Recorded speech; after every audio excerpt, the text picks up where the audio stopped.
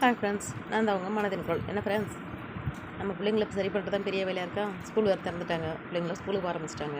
இனிமேல் பிள்ளைங்கள்ட்ட போயிட்டு இங்கே கட்டுப்பட்டு இருக்கணும் அப்படின்னு நம்ம சொல்லும்போது நம்ம பேரண்ட்ஸ் நம்மளை கட்டுப்படுத்தி அடிமையாக்குறாங்கன்னு நினச்சிக்கிறாங்க ஃப்ரெண்ட்ஸ்.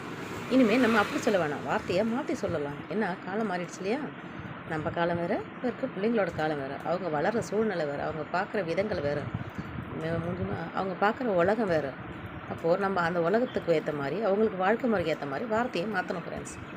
இனிமேல் பிள்ளைங்கக்கிட்ட வாழ்க்கையை கட்டுப்பட்டு வாழ்க்கை கற்றுக்கோங்க. உங்களுக்குன்னு ஒரு சுய கட்டுப்பாடோடு இருங்க.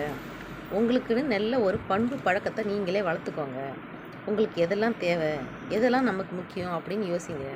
நீங்கள் யோசிக்கிற ஒரு விஷயத்தையும் 1க்கு 4 தடவை யோசிங்க. குறைக்கு என்கிட்ட வந்து சொல்லும்போது தைரியமாக சொல்ல முடியுதா அப்படின்னு பாருங்கள்.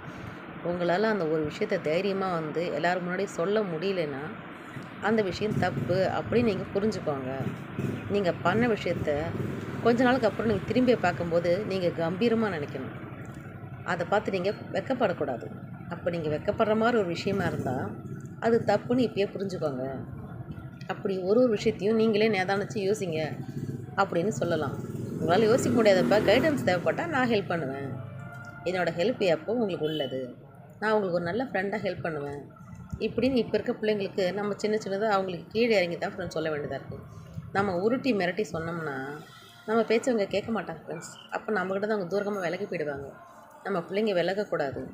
கொஞ்சம் கொஞ்சமாக அவங்களுக்கு தேவையான நம்ம புரிய வைக்கணும். இப்படி நடக்கணும்னா நம்ம அவங்க கூட பக்கத்தில் தான் ஃப்ரெண்ட்ஸ் நிற்கணும். பக்கத்தில் நின்று வாழ்க்கை சொல்லிக் கொடுங்க. ஓகே ஃப்ரெண்ட்ஸ், பாய். சப்ஸ்கிரைப் பண்ணுங்கள், ஷேர் பண்ணுங்கள், பாய்.